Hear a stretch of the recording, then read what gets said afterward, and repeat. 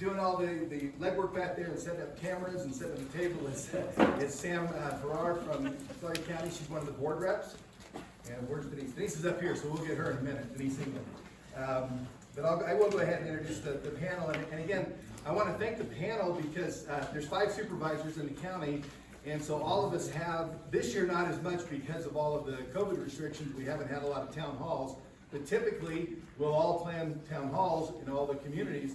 And so all of these people follow us around and come out after hours to answer questions from their departments and their agencies. And so I really appreciate the extra time that everybody takes to come out and do that. And Edison is not here tonight. Usually a representative from Southern Cal Edison will be here. They're not here, obvious reasons, all the things they're working on right now with the fires. They did send that flyer, and it's got some contact information on it.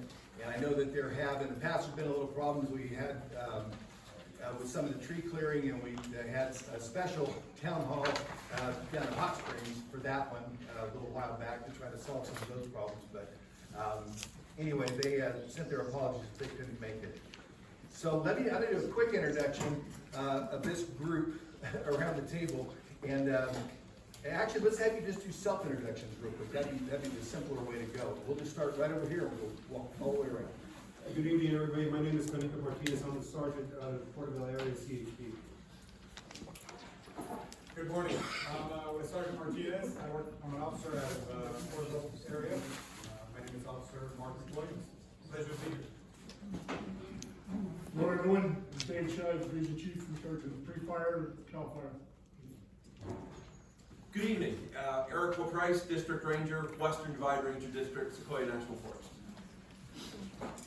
Hello everyone, good evening. My name is Mike Boudreau. I'm the Tulare County Sheriff. There you go. Boys come back to follow. I'm just Charlie Norman. I'm the Tulare County Fire Chief. And I'm Johnny Wong with Tulare County Roads. He's a good guy too.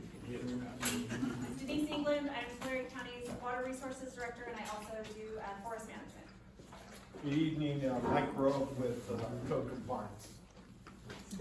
All right, so that's the official panel, and you can see around the side we have some more sheriffs, we have some more people from CAL FIRE, there's more people from RMA Roads that are interspersed in the crowd, so quite a good group here. I want to thank Lynette Vance and Ed Vance for inviting us.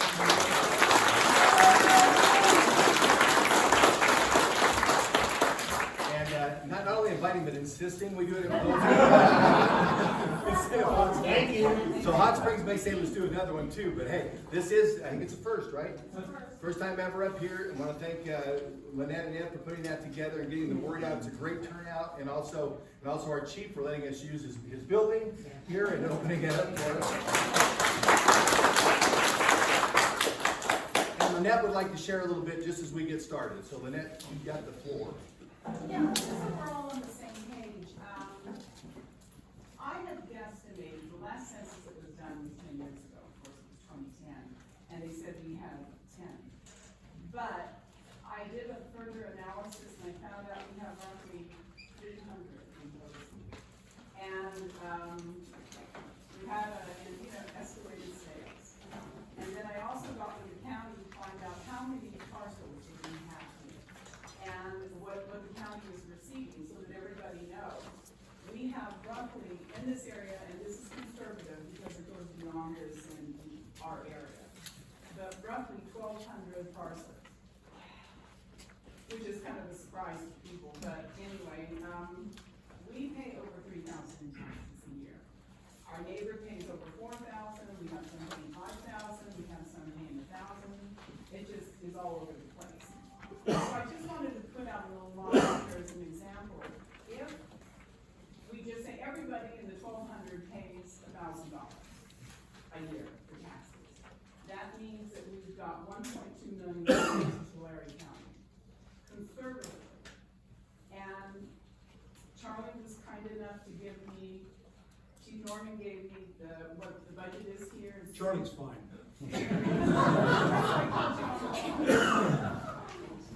his budget here is what he said was $350,000 per year. And we have one man on call 4 days a week and 3 days kind of thrown to the wolves, if you will. And then that leaves us $850,000 a year in taxes that we're paying. So I guess that's really all I wanted to just put out for everybody so we're on the same page. And to find out from our entities where the other $850,000 is going, what can we do to improve our situation, because we have a very poor fire department, and I have to say that our deputy is doing the best he can with the tools in his box, but his box is half full, and he is doing a good job. The new one is. Thanks, Lynette.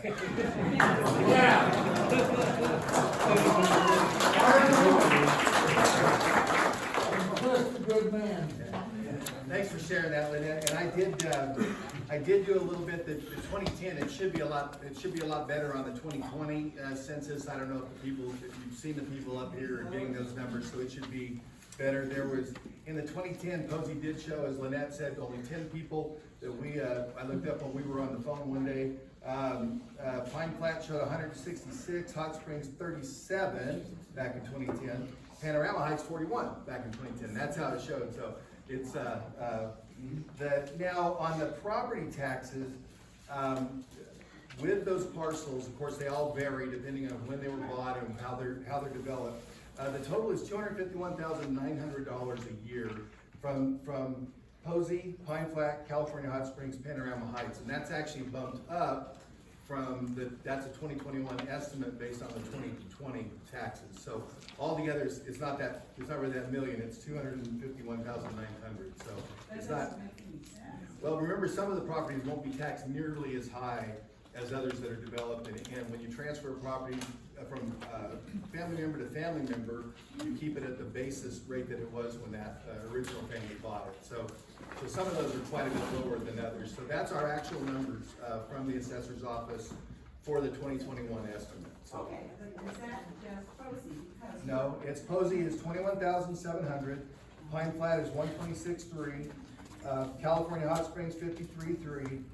Panorama Heights is 50,600 for a total of 251,900 of those communities combined. okay, but see, when they break it out, Dennis, it's happening, they're leaving out what we call Idlewild, and that's a whole different entity. So Idlewild's not in there. Balance Rock is a different. That's not in there, you're right.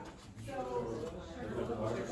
Sugarloaf, and then also they're coordinating as far as a lot of. Planning.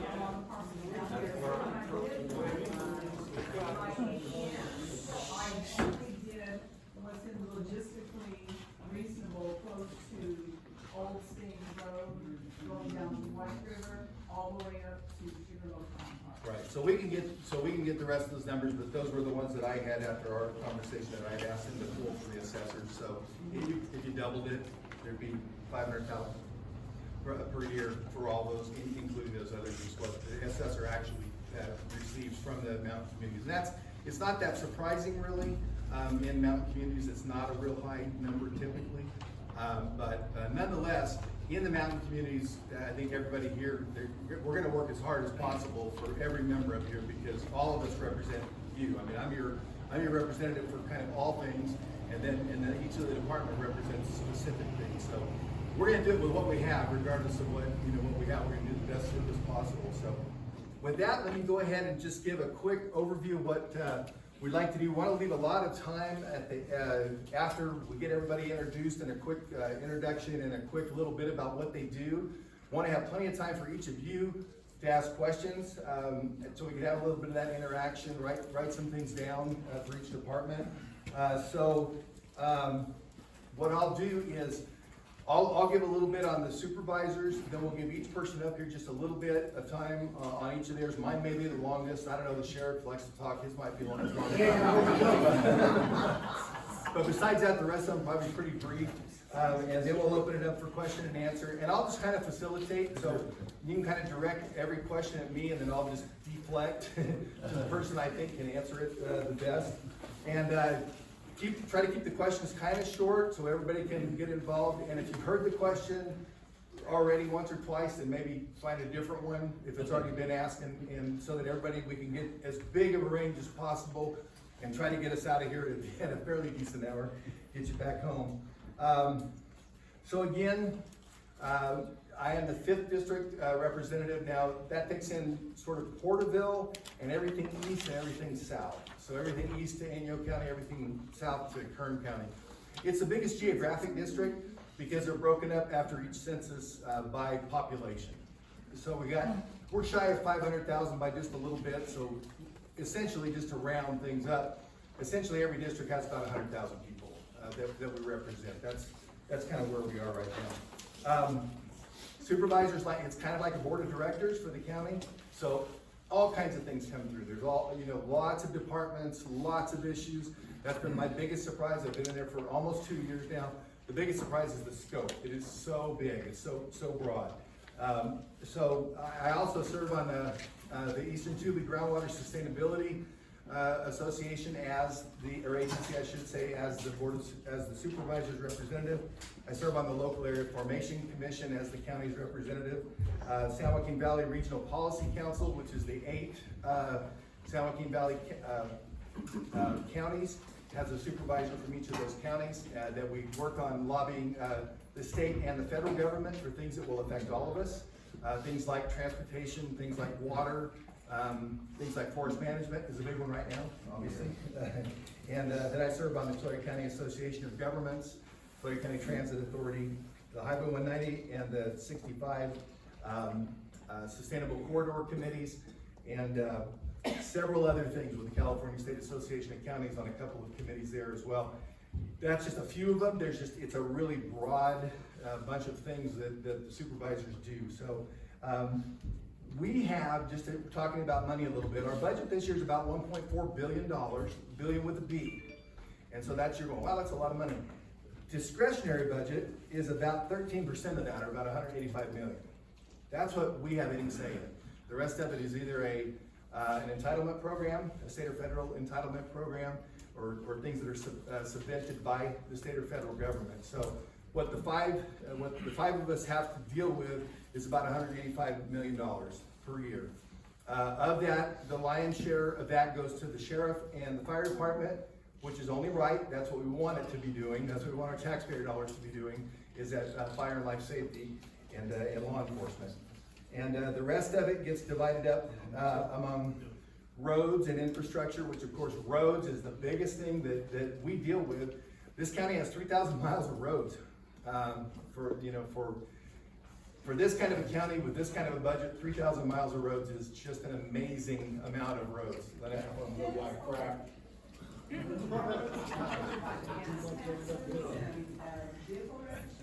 So let's come back to it at the end with what covers that, because we will get into that with the roads, where they come from. And the question was, are a lot of the roads covered by gas taxes? The answer is no. A lot of them aren't. Some of them are. And this year, of course, that's bad news, because with the shutdowns, nobody's been driving, so the revenue's down on the roadside. We'll talk a little bit more about that too. But so because of the way that works, there's not a whole lot of money in the county. We've got a lot of roads to deal with in the county. We've got law enforcement. We've got fire and life safety to deal with among every other thing.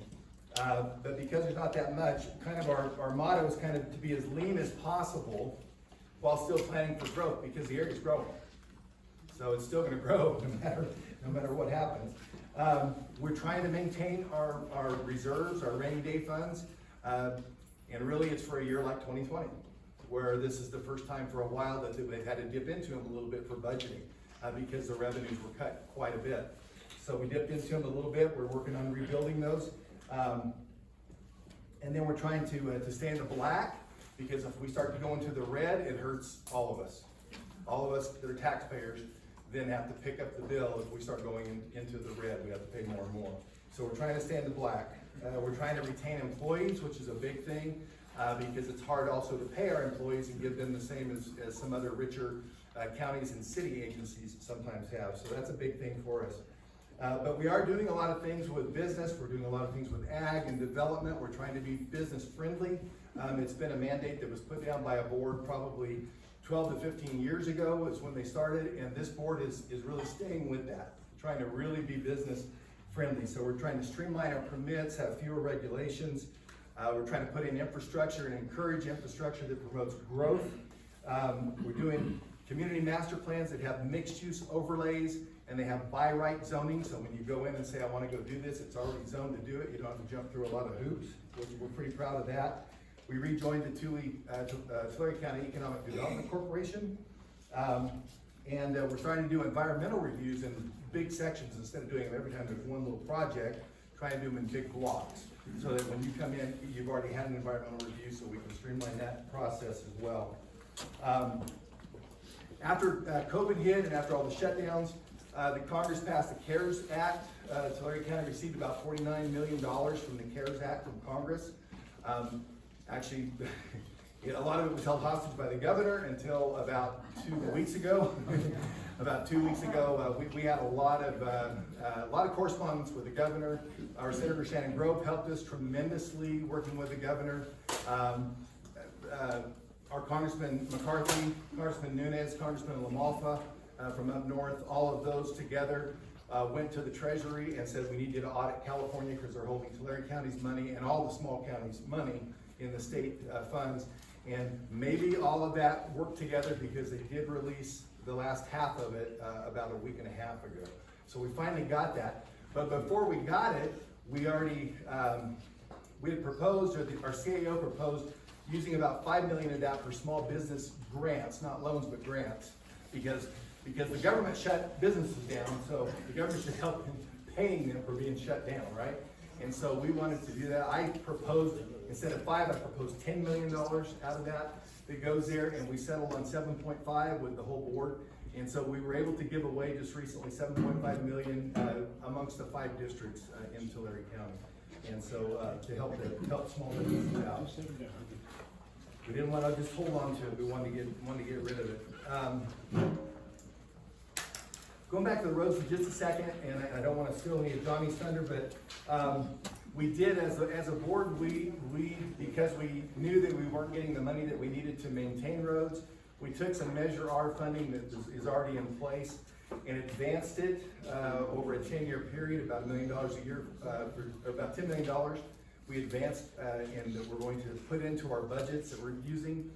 This year, because of the way we're able to leverage those funds, we've already saved $1 million the first year in being able to improve some of those roads. I sat down with RMA and with kind of all the decision makers, and we looked at the budget with the CAO. Several months ago, we sat down to look at roads and where we could find any other money, because that's the biggest kind of issue that we seem to have. And what we could find, the only thing that we could find that wasn't coming from another place, was there was sort of a slush fund of extra money that wasn't spent on previous grants. And in there was about $20 million, and that's not a whole lot when it comes to roads, but there's about $20 million. And we were able to talk that out and get about 10 million of it released so that we could spend that, because it'll help to start fixing the roads and to let them go even further Is that for our downhill. communities? Pardon? Is that for our communities around here? Including all the communities, right. So it's just No, a, not Porterville and all that, I'm talking about our communities here. every community in Tulare County. It's not specific to any one community. It's all 5 districts, so it goes. What's being spent for our community? So the roads are evaluated by what's called the pavement condition index, which these up here have a really bad pavement condition index. And so they're on there, they're red already, so it's, Spend on this area. I need my front end done on my truck. okay. And I'm buying new tires like anything hitting the potholes. Okay, guys, we need to stop this right now. We're not gonna get through. Let's wait till the end. Let's do what we find out. Then you can ask the questions. We'll answer, okay? And if you would, when you ask the questions at the end, if you come in where everybody can hear you, and then we can respond, okay? So that way it'll be a lot easier. Because if we just start yelling, we'll be done. Okay, so I'm trying to give you an overview of where we are to give you a little more questions that you can ask, and we can hone in on it a little bit, okay? So that's what we're working on. That's what's been done. And so then, of course, when talking to Lynette, when COVID hit, that made it That made it worse because some of those gains that we were realizing became losses. We're gonna take all the questions at the end though. I was just hoping you would streamline kind of for everybody's sake, more our community. I mean, you can skim over the total Tulare County, but we don't need to hear all about Tulare County. Yeah, so it's not really done like that. It's not really done where where the funding and everything I'm talking about now, that it's. Different people and everything as you move forward. Let's focus on our area. Yeah, so that'll happen. We're gonna give an overview, and then we're gonna have every department talk about what they're doing, and then we're gonna come back, and you guys can ask very specific questions, and we'll try to get those answered. But let's get through it and get to the question and answer period so that we can do that. So everybody can have a chance to do it. It's the only way we'll get through it, because there's too many people, we can't just start, going into those details. All right? So, another thing that we're working on a lot with the county that is water, and that's water quantity, water quality. And that's, a lot of you I know are also involved in ranching on the valley floor, or either ranching or farming, and, or even up here.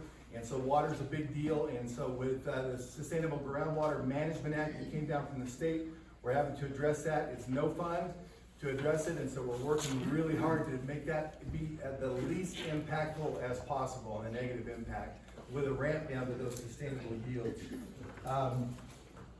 And then forest management has really, of course, come to the fore with all the fires, and we're really thankful that it hasn't, that the last one didn't come this direction this far, but we know that you've been impacted before. One of the big things that we're trying to do, that I've been trying to do since I'm there, and the board's been doing it before, is really work with, try to get to the Forest Service at the highest levels, USDA at the highest levels, and try to change the way management's been done for the last several years. And so we've got a resolution coming up next week with the board that will go to the Secretary Bernhardt of the Interior to get that filtered down to where we say, hey, we need to look at it. Now's an opportune time because we've just seen about 170,000 acres right here in the SQF complex fire burn. We've lost some giant sequoias, which we won't get those back in our lifetime. And so we really need to address that and change the way that we're thinking at the highest levels. And I think the state's already on board. They're already doing a great job with Mountain Home Demonstration Forest over in my neck of the woods. And but we need to really get that type of thinking going. So that lobbying is going on pretty heavily right now. And then we just put a lot, and again on the general, since I've been in there, I've had to appoint several people for our district on several different boards. So we do have just specifically a Parks Advisory that we were able to get appointed, Dr. Art Gaffrey, former USFS, and then we've been able to get, we've got Youth Commission, Veterans Advisory, Pest Control, so a lot of those that have been put on since I've been there. You can check out too, there's other places to go to watch what's going on with the board. If you go to Facebook and go to the Tulare County Board of Supervisors, there's a Facebook page there. There's also a website for Tulare County Board of Supervisors. There's a newsletter that's being generated in there, so things get highlighted there if you go check that out.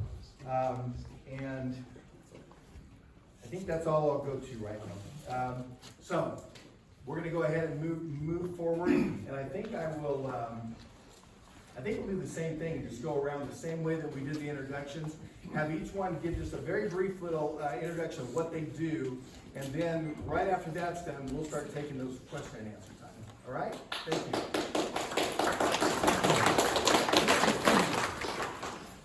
Well, again, my name is Felipe Martinez, and I represent the California Highway Patrol Porterville Area Office. The Highway Patrol is responsible for responding to calls for service related to traffic issues, traffic collisions, DUI, and providing service to our communities within Tulare County. At any point in time, we do provide additional resources where needed when we have strike forces, things like that. Our calls for service coming up to your area is very limited. That's a good thing. By means of, it's a small community, tight knit, and that's what we want, right? Everybody to work within each other.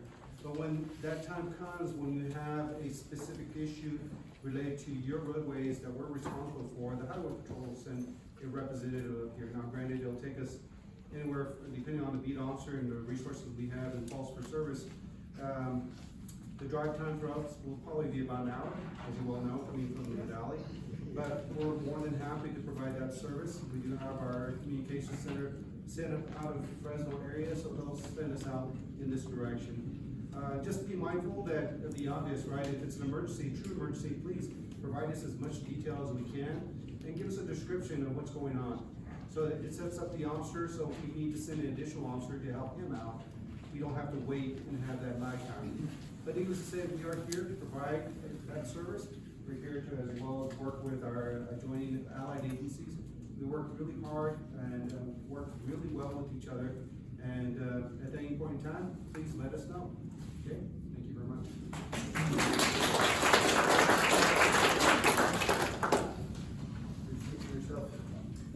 You guys said everything you had to say.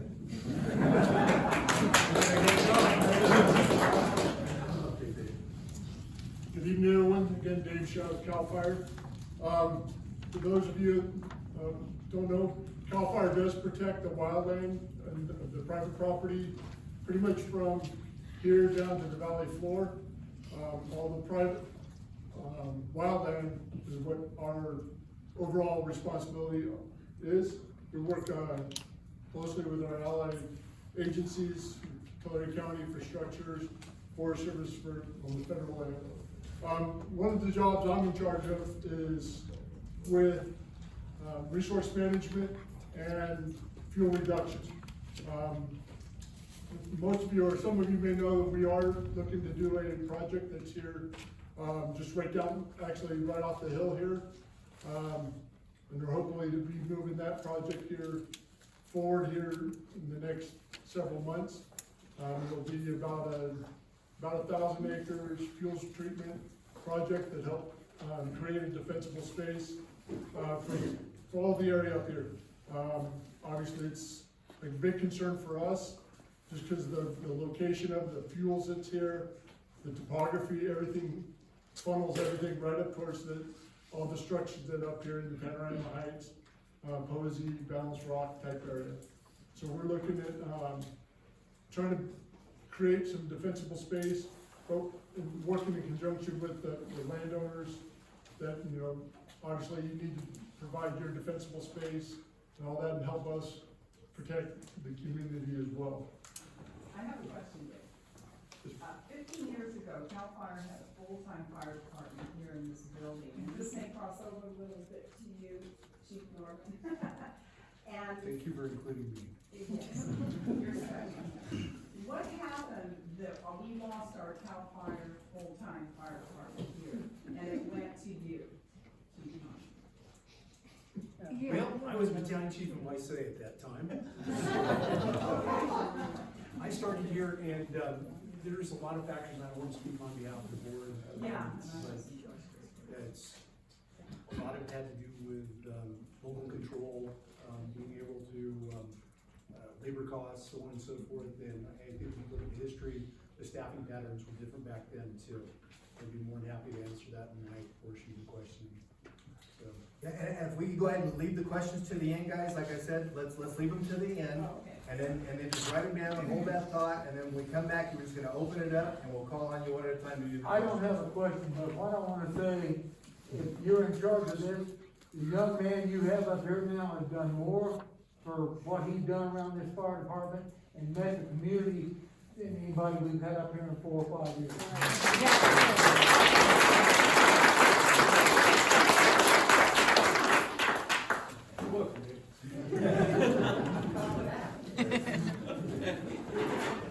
Good evening, Eric Price, District Ranger, Western Divide Ranger District.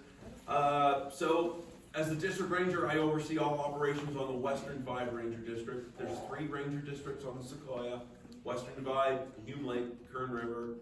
3 District Rangers, we all report to the Force Supervisor.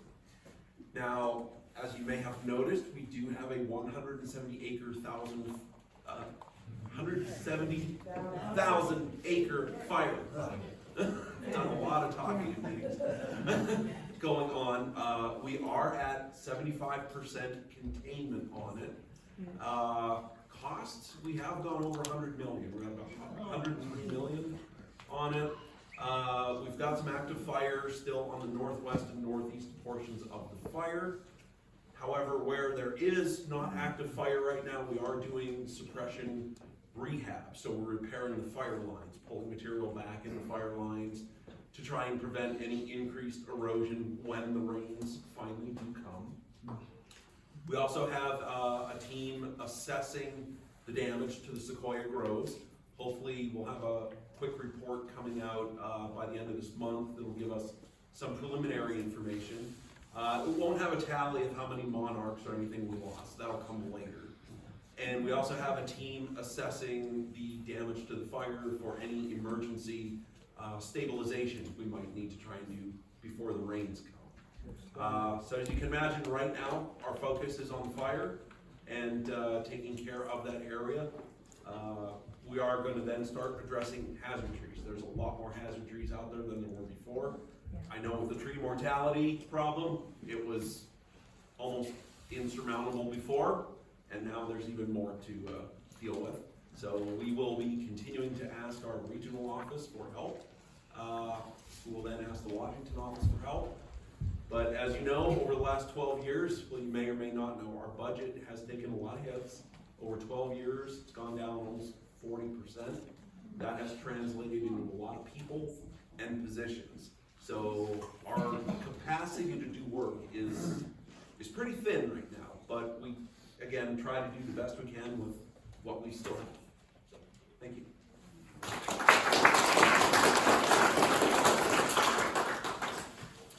Well, good evening, everyone. My name is Mike Boudreau. I'll try to keep it short.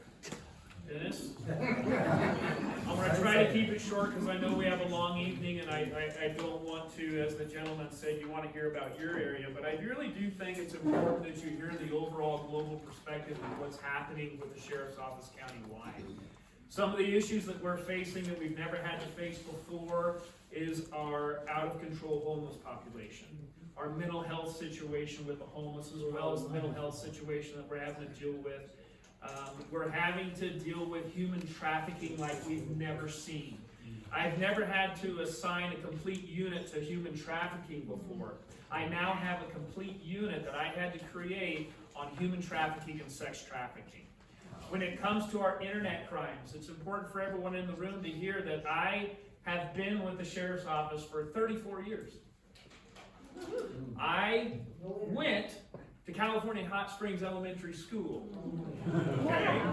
My dad was the resident deputy for Hot Springs, and he patrolled Posey, Panorama Heights, Balance Rock.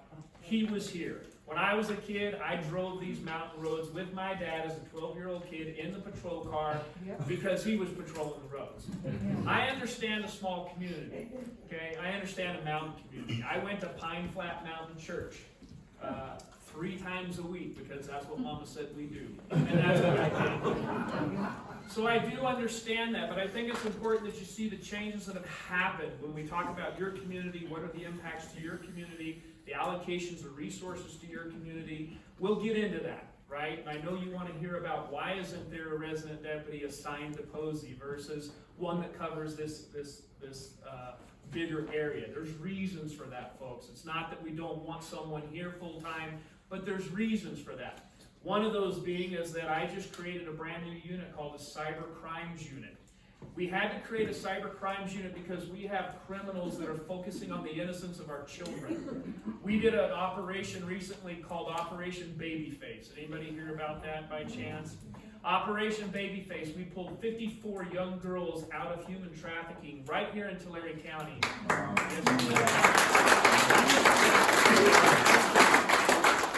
These young ladies, and as shocking as it is to hear, they were solicited off social media, brought into the field of human trafficking and sex trafficking, with the youngest of ages at 11 years old.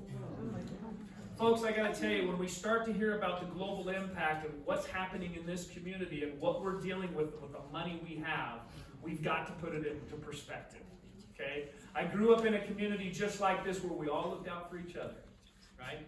And when we had a burglary take place, 9 times out of 10, 90% of the community knew exactly who did it. All right? And that's what's happened here. Some of the crimes of the data that we have in this community, each and every one of you know who did it. And we arrested him last night.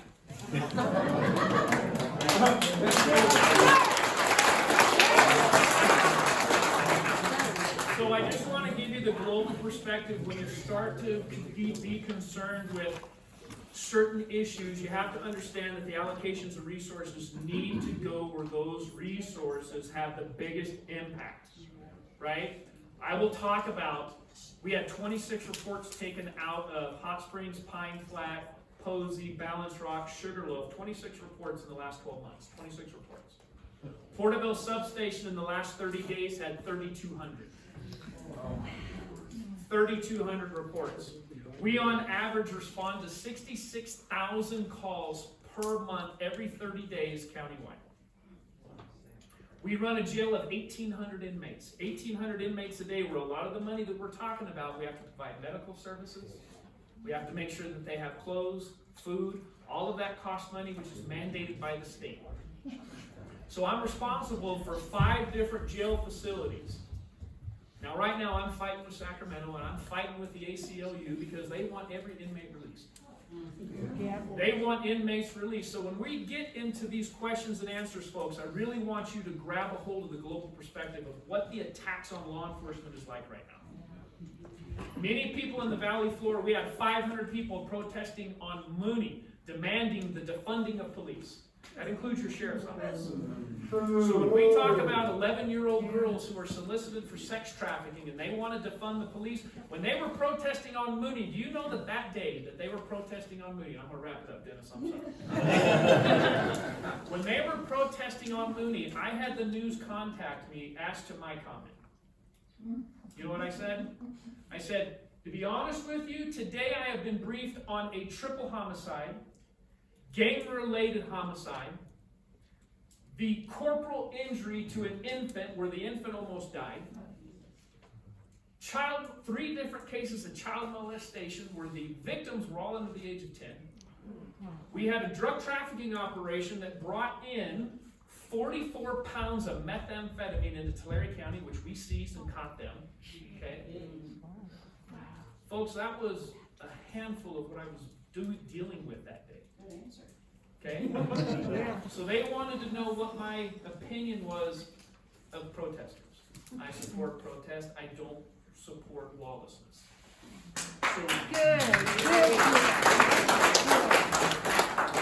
So, we operate the coroner's office. We operate our civil division. We operate courts. You know that we run 18 courts in the county and that we provide all security for those courts. Every person remanded from the court comes to my jail, which I have to provide, as I told you. We have to provide dental care, medical care, and the state legislation now wants us to start paying inmates for when they work in our jail. So when we talk about that tax that you pay, there's a lot going to good things, folks, and I will answer your question as to Posey, but let me introduce 2 people I think it's real important for you to hear from. I handpicked this guy, so you know. I'm going to take credit for it. No, you won't. I'm going to take credit. Tony? No. I got to tell you, I've worked with that guy too. He and I patrolled, and I remember 2 different times we were taking people down at gunpoint, man, and those are crazy stories. I've been here 34 years. So, Cliff Bush.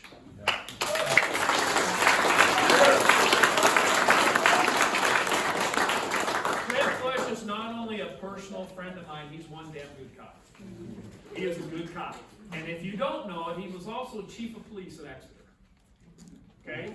He retired as the chief of police, and when the day, how many days after you retired did I call? Or months?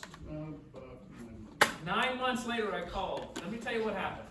I'm sitting with my dad, and I said, look, I need to put someone new in Hot Springs, Pine Flat, Posey, Balance Rock, Sugarloaf. My dad patrols these roads, he knows. Some of you may know my dad. You say you have a picture of my dad up there at the bar. Hopefully he was in uniform 3 months. So, I called him, and my dad said, hey, Cliff retired. Cliff would be perfect. Why don't you call Cliff? Called Cliff Bush, I said, Cliff, would you consider taking this spot? He says, I gotta talk to my wife, I'll call you back. 30 minutes later, he called back and said, Mike, I've loved the job, and he's been here ever since. God bless him. He's a great cop, a good guy, and he really does care.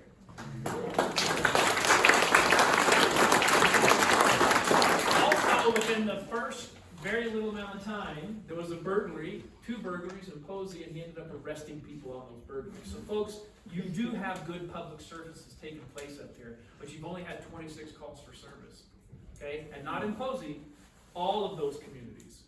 So I also brought up today, now look, every one of you, I want you to know, these communities I care about. I do.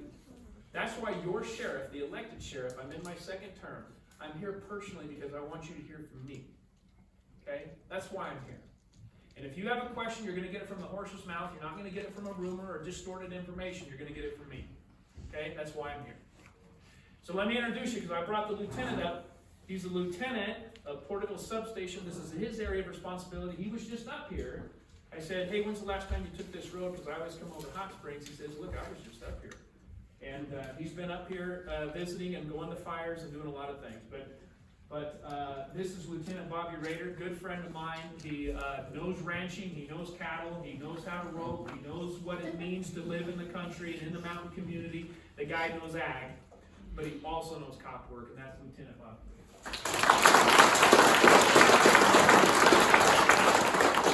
I've gone on far too long, but I want you to know that I am passionate about this job. I am very fortunate to be sitting in the seat as the elected sheriff. I'm in my 2nd term, okay? I'm blessed. I'm blessed to be sitting here. But don't think you don't have someone sitting here who don't care. I do care. When you have a concern, I'm going to express it to you, and I'm going to answer it for you. It may not be the answer you want to hear, but I'm going to be honest with you. So God bless you guys. Thank you.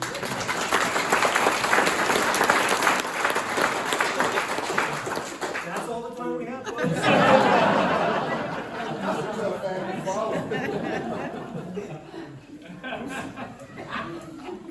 Sorry, I go too long, but I love it. All right, 3 B's of public speaking. Be bold, be brilliant, be brief. So I'll be brief. Points a tough act to follow. He's lucky I'm not a crook. Matt Whitendale, our captain up here.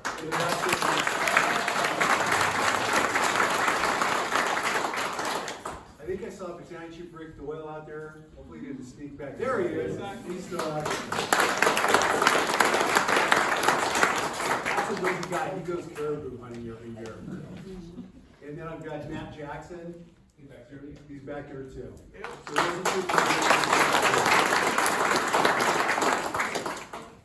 this has been a very, very unique year in the fire service, in California Fire Service. We had that big lightning siege in August, stretched our resources completely thin. We lost 2 of our brothers in Porterville incident on February 18th, very tragic incident. This is a very, very small industry. We all work together, we play together, we train together. And then we've had this thing called COVID. In addition to the XQF complex, that's 167,874 acres.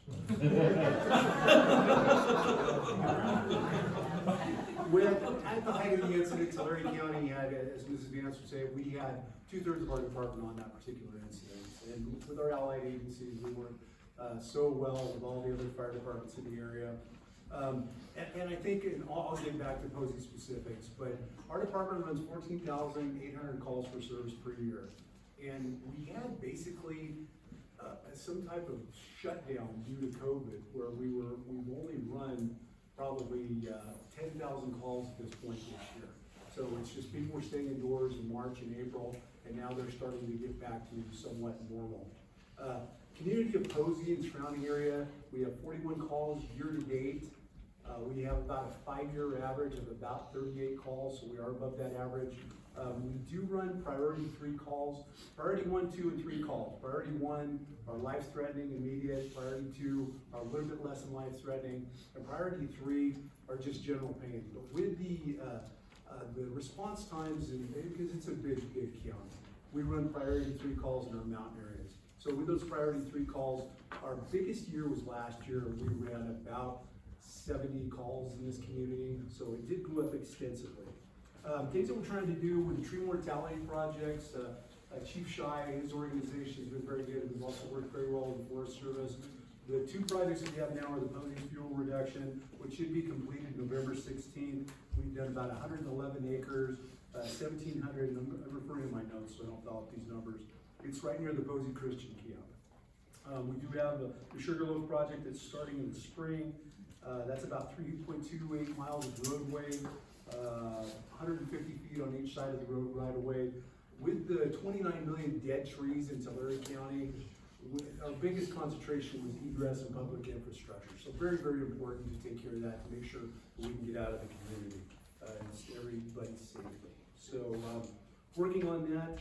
I talked to my wife before I came up here today, and she said, Posey, she goes, isn't that community, don't they love you guys? And I said, you know, they did after the Cedar fire. But a lot has happened since then. But I've got Sheriff Goudreau to run cover for me. It seems like over the last 5 years, and again, I'm born and raised and never left Tulare County. I grew up in Wood Lake, spent most of my adult life in Exeter, so I know what it's like. I'm not as woodsy as old Mikey here, but I deal with most of the people on the SQF complex in the Camp Nelson Ponderosa area. You can tell the people that have known me since I was little, they always call me Charlie. They never call me Chief. And those are the ones I really have to watch. But we've had, just over the last 5 to 6 years, we have what's called the new normal in California. Call it climate change, call it what you have you, but the lightning siege we had this month, we had 300 different fires throughout the state of California at one time. Tulare County alone, we had the Cedar fire up here in 16. 17 we had the Pier fire, we had the Kings River flood, the Schaefer fire. I'm ready to go to work for the Sheriff's Department. We've been just inundated. You'd have to take a pay cut.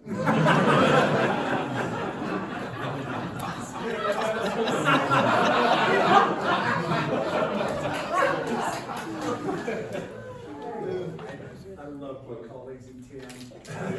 I love being a firefighter. So we just, resources are at an all-time premium high. We're spread so thin. I've had people that have been working 30, 40 days in a row. It's just, there's not a lot of us to go around. And it's the same thing in all flags of public safety. But we do work so well together with our other allied agencies. We do a lot with a little. How long did you talk? 17, 18 minutes? Sure, where you're at right now. I'll wrap it up for questions. No, I don't want to end my delicate psyche. The schedule that Mrs. Vance talked about, what we've had in the past has been resident schedules. They work 4 days in a row, 4 12-hour shifts. We were doing that at all 4 mountain stations. We've increased staffing over the last year here at this particular station and here in the California Hot Springs area, where we're covering 48, we're covering 96 out of the 144 work cycles. It's not 4-3, it's 4 on and then 2 off. We're trying to transition that into the Camp Nelson, the Badger stations also, so I can have that same model. As funding permits, we will try and do all stations on a 24-hour basis. But and I understand the tax dollar situation. I mean, we're all, I paid my share of state and federal taxes this year also. But we are providing the best service based on 40 calls a year, 41 calls per year that we can provide. And Cutler Rossi runs 3,000 calls a year. And I understand you don't care to live up here. But that's just kind of the parity. We have to make sure that we're putting our resources in the right area. We have 27 stations, and when you get a structure fire up here, you're getting 4 pieces of apparatus. We're only getting 3 from the county, 1 from the Forest Service, 1 from CAL FIRE. So we do work well together, and it's always closest resource. It's not, we're not going, I'm waiting for my second engine out of Terravella. We're getting all the closest resources. So anyway, I've spoken long enough. Answer any questions you have at the end, and I'll hang around for a little bit so you can follow up with me. Thank you.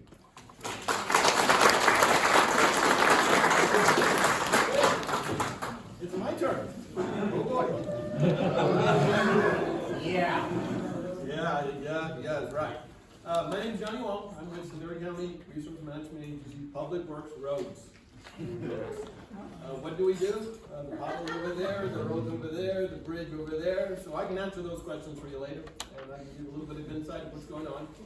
Supervisor Townsend did, talk a little bit about funding, how do we go about fixing roads? Measure R is a big help, yes, we did leverage a lot of money to help us out. But then again, we have a lot of roads, a lot of infrastructures that we have to do. Maybe some bridges here and there, a lot of roads. Measure R, big help. The gas tax you were mentioning, did we get more back then when we had the bigger gas guzzling cars? Yes, we did. And gradually things change, cars get a little better, things get pulled to the side to do other things, and that money kind of shrunk. COVID didn't help, but the good thing about it is that Measure R is by sales tax. So that kind of made up for a little bit of it, which was good because that's on a higher number. So did we have another assembly bill that helped kind of fill the gas tax portion where you mentioned that you're paying a little bit more on auto registration and a little bit of the gas pump? Yes.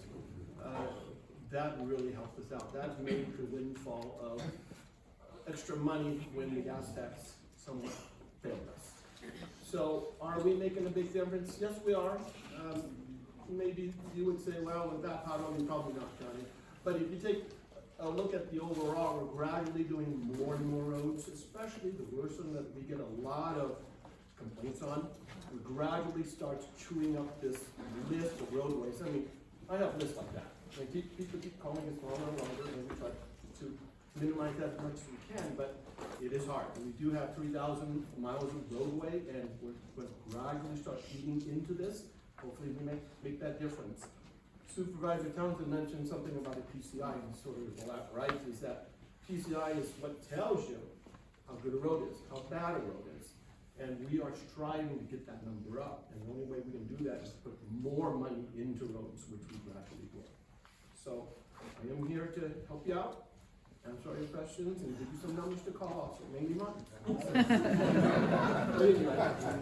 will be here for as long as it takes. And those 3 guys out there that took me here, they'll have to wait. Hi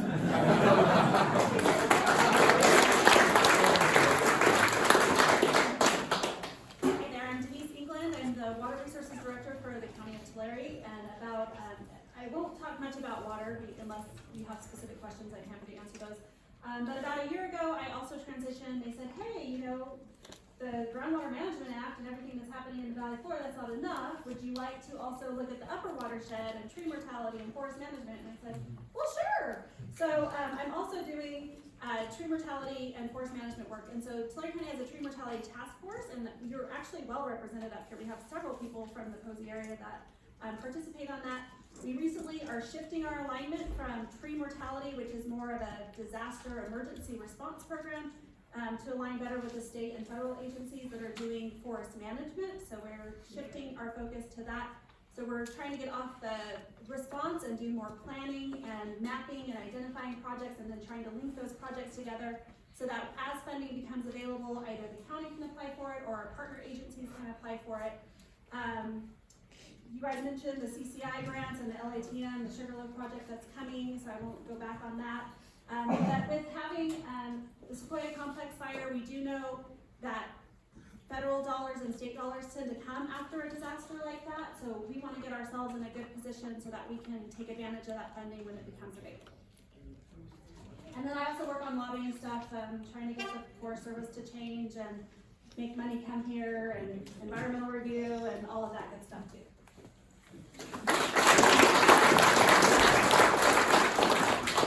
So I'm Mike Grove with Code Enforcement, with the Resource Management Agency. Basically, Code Enforcement is married to the building department.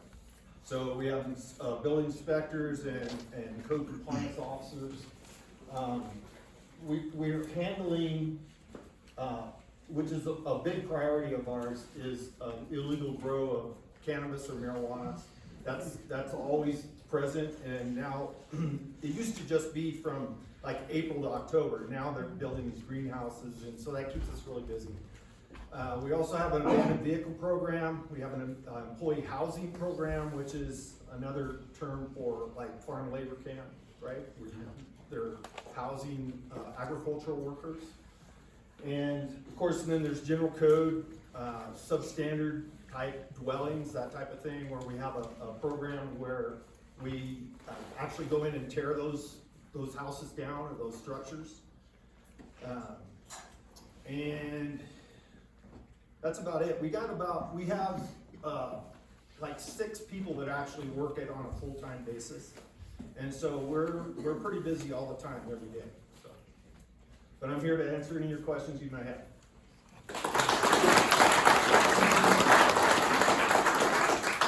Okay, so that's the panel and a little bit about what each of them do. So now we're gonna open it up for questions. And like I said, just raise your hand and come to me. Yes, sir. All right. Yeah. Just go ahead and throw it out and we'll see who wants to take it. First question I'm going to direct to CHP. Okay? And I know just like everybody says that calls for service has caused, a little lackadaisical attitude up here. All right? But the one thing I fail to see is in proactive stuff. All right? I know you got calls for service down in the valley. I worked that valley. All right? It's a pain in the record. Okay? But I also drive on stage. Not daily anymore, but I still have to go down in that valley. I'm gonna give you a little incident, one thing. Just a few weeks ago here, I spotted 4 four-wheel, low-ride crotch rockets sitting up there, on the drive-off. Doesn't take a rocket scientist to know what was going on. They're thinking about making a time run going down that mountain. All right? A little proactive deal, because I think I can count on one hand how many times I've seen a black and white, unless it was for a call. She was doing a cruise up and down Old Stage. Yep, that's true.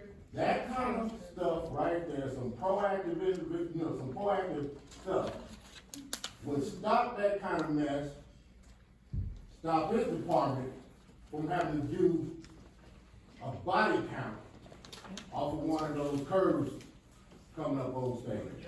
Yep. All right? Okay, so that was for highway patrol, right? All right.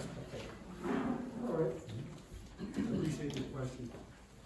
As you well know, and I admit, we only have a limited amount of officers working the area. Just to give you a little bit of insight, Porterville area responds from everything from up here all the way into Lindsay, everything in between, and so forth. I say it comes down off of the north end of 232. Right. So today I only have 3 officers working to cover this entire area. How many? 3 officers on patrol. Now, that being said, it's because we're a small office. I admit, just like you, I live in areas where I'd like to see more patrolmen in the area. But I understand, as you well know, one of us will understand that we can't cover every area. You, living in the area, have a better understanding of what we have in this specific area than I do. I don't live here. You do. You see this kind of action by other people outside the area. We don't know their intentions. Again, I'm not trying to justify what they're doing. We can only imagine 1 or 2 of the other things, right? 1, the person is out there riding. Any one of us who has a motorcycle have gone up to the mountain range and cruised around, right? We might be in a group. We might be in a group. We might be in a group, right? And we're just enjoying the day. We can always think to judge people by their cover, not what they're doing, right? So that being said, if you see an action which is illegal, we cannot just stop somebody just because they're in your neighborhood. I know the As well as anyone else, correct? So that being said, if there is some kind of illegal action going on, we will send a unit to this area. But keep in mind, as I mentioned to you before, it's not an excuse. We try to do the best we can, just like our allied agencies, to provide that ongoing service. So we do try to do that. But if they are doing something illegal, that's the reason why I ask. If you're gonna call for service, let us know. Give us a direction to travel, where they're at, and so forth. keep in mind, by the time my unit comes up here, which is about an hour, what's gonna happen? They're gone. I'm not trying to make an excuse, but I'm trying to give you an understanding that in a given day, for example, a day, I only have 3 officers. There are times that, believe it or not, people think that the highway patrol has so much resources. Just like any other agency, we do what we can with the resources we have. So there are times that we only have, very few officers working patrol in the beat area. I'm just suggesting, whenever available, Yes. like I say, just a little bit of proactive. We are trying to, with the upcoming years, we are trying to institute another resident post officer within our areas. We do have one up near Camp Nelson area, that's officers assigned to that area. We are trying to make the justification and provide the numbers for calls for service and items like this, so we can have another resident post officer in the general area. Not to say that he's gonna be posted here, she's gonna be posted here, but we are working just like any other agency to provide that ongoing service to the communities that we serve. Are you suggesting that, one of my pet peeves up here, we have people going up and down this mountain that don't know what side of the road they're supposed to stay on. That's right, that's On one right. person, and this is not a once in a while thing, it's every time I drive this road. Are you suggesting that we call the highway patrol every time we encounter something like that? We will respond to calls for service. I'm not asking you to respond to that, I'm asking if the numbers reported would validate having somebody. Yes, so up there the on first street. question that our officers, or I will pose to my dispatcher is, how many calls for service have we received for that one incident? Right, so say for example, this gentleman right here just posed a question, he sees the motorcycle riders going up, right? And within 5-10 minutes, you're coming across the motorcycle riders, they're coming into your lane and everything else. Well, there's more than just one call for service. So, yes, in your example, that would help us out to now start sending the additional unit or the unit. We'll try and break officers from calls for service if there is immediate danger, right? Because again, we have a long response time, we're trying to adjust that. But with overall reporting, then improve your ability to get additional assistance up here. So should we be calling in when we see everything, so that it shows on the record that there is a need up here? Again, we have to clarify that. So if it's something that is a present danger, not just because you see 4 bikes riding up here, is that really a call for They're service? crossing the line. If Not they're in the crossing, big yes. thing. If it's something like that that's gonna cause an accident, yes, by all means, let us know. Because those are the things that we look for, to have an idea of what kind of problems we're experiencing. Because if you don't know, you just pointed that out. We're not up here as often as we should, or can be. But we're trying to do the best we can. And I'll let- Probably everyone that lives up here could call you every day that they travel this way. Every day. Yeah, because it's all- There are specific areas that we do receive calls for That's service. true. You know, the thing about it is, and I'm gonna say this like this, because of the lack of self-service up there, when people are traveling, they don't have the opportunity to sit up there and report at that time. We know what your response time is gonna be, but it's gonna be just as long as the response time for us to get into an area where we didn't make a call, alright? So, it's a catch-22 situation, alright? Now, if I could go, I'm sorry. Let me just put one thing in, then we'll go to the next question. Real quickly on that, I think that's great, and you mentioned that, possibly a resident, and you mentioned the one up by Springville, Camp Nelson area, and that is very helpful, in that area. So, one of the things that y'all can also do is to lobby your, state assemblyman, state senator, and governor. No, really, especially the assemblyman, your assemblyman or assemblywoman and your senator. Because they are, it's the California Highway Patrol, so it's a state agency, right? So go through them, just keep elevating it to them, saying, we would really like to see that resident program in this area for all the reasons that you're mentioning. And the representatives will try to elevate that. There's no guarantee, but they're the ones that could elevate it up there. Yes, sir. I have 2 quick questions. I'll get you. One for, I don't know if anybody's here from the, run to dump. sometimes in the springtime when, Easter falls, the dump is closed here for a month. I've been contacting your office, and your assistants have really helped me to open that up. The other question I have is for the Forest Service. How come our escape road down here has been closed for 3 years? Yep. Sandy Creek Fire Road. Well, One of our ways out. Yep. Sandy Creek. well, I don't know specifically. I'd have to check and see if that is a forest road. That is It's a forest road. Sandy Creek Fire Road. That's it. 5 point, that's our escape route. I'll just answer that for you guys right now. Okay. Farley Creek was washed out, it was about 8 feet wide and 15 feet deep. So that's why the road's been closed the last 3 years, they just got it fixed, they have not had the money available to go through and do the rest of the road yet. So there are logs everywhere, I'm up there every week. It's from one camp over to here to this gate, you're not getting through, you get through on dirt bike, and that's about it. My question They say that's one of our escape routes, in case of a fire. Why can't we go take the wood out? I mean, we're not even allowed to get wood right now, so why can't we help? I mean, I'm sure all of us would do that. Yeah. I mean, if we took an hour, like if we planned a certain day, I think all of us would help. Yeah.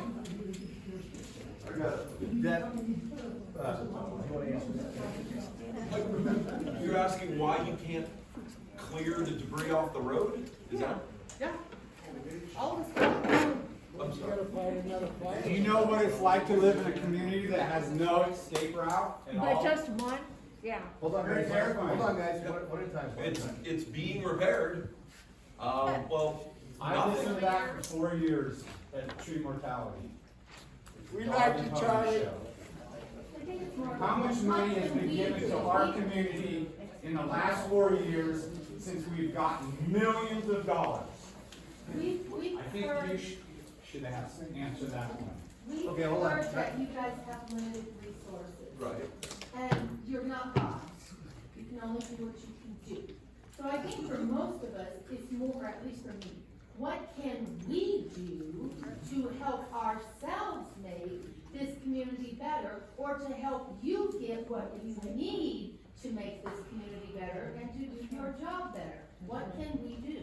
And thanks for that, that's a great way to put it, and also just, I'll take that little brief break to say, remember too, we've got several agencies represented, so we're going around the room. We've got county, Tulare County's represented, we've got United States Forest Service, we've got CAL FIRE, we're talking about California Highway Patrol over here, we've got Tulare County Sheriff, Tulare County Fire, and then we've got county representatives over here. So we do have several agencies, so as we ask the questions, let's dig down into which agency before we go to the next question and let them kind of answer that. So Well, I would let's like her find, question well, answered. yeah, that's what I was gonna do, and then Yeah. everybody start talking, so let's do one at a time, and let's answer that question, then we'll go to the next. You're next, right after this lady. She's gonna, so you were asking about removing debris, down logs, things like that off of the Forest Service road. Yeah, we're not Yeah. even allowed to get forest trees right now. I mean, there's certain people have certain permits, but I mean, if we could all go help, it could get done. I mean, our community is awesome. Yeah. Something happens, we all help each other. Okay, So so if we let's- can help, let us help. Okay, so let's let Forest Service answer that Yeah. question. Yeah, Well, that would be fine. Frankly, nothing is stopping you from doing that if that's something you wanted to go out and do. Now, if you wanted to do it for us, like, Okay, can I say this? Okay, that's a whole different topic. Maybe we can plan a day or something where all of us can help and the gates unlocked. Like, can we depend? Day to day. Let him answer, please. okay. So your first question was, can you clear wood off the road? Can we? Yes, you can do that. If the gate is closed because it's a closed road for safety reasons, then you can't drive down there. But nothing is stopping you from walking down there if you want to. What she's saying, if we arrange a specific work party day that we've got in our community, and everybody said, yes, on this Saturday, we're all gonna get together, bring our chainsaws and our trucks, and we're gonna go and clear the road. But we need somebody to unlock the gate. Could we schedule a day where you would unlock the gate and allow that to be? That is, yeah, that is something we could do. Okay. Well, Kern County's got the other end of the lot. Okay, we've got, so contact the Forest Service if you wanna put together a community day. Sounds like that might be a possibility, and a great idea. So go ahead and contact the Forest Service for that, specifically for that road, for that gate, come up with a day, see if you can do that. And I told this gentleman 3 times I was gonna let him do it. I got a cabin right up here, it's a forest land. I see the bridge, we're out here cleaning stuff up, you know, this summer, there's Cabin Redwood. Behind our cabins over there on Carlin, they just cut the trees down and leave them there, there's grass. They don't, my property's clean, but there's a fence there, it's forest land.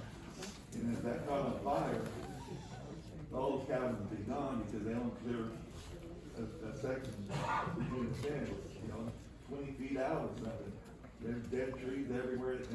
They cut trees and lay on my property and just left them. Okay, and that's, I think you were telling me that's Forest Service property, that's your boundary, right? So your boundary's Forest Service. All those cabins there, if you look behind them, most of them, Right. they're dead trees laying there, they're brush. Why can't they get those guys, I mean, there's no cabins right down here.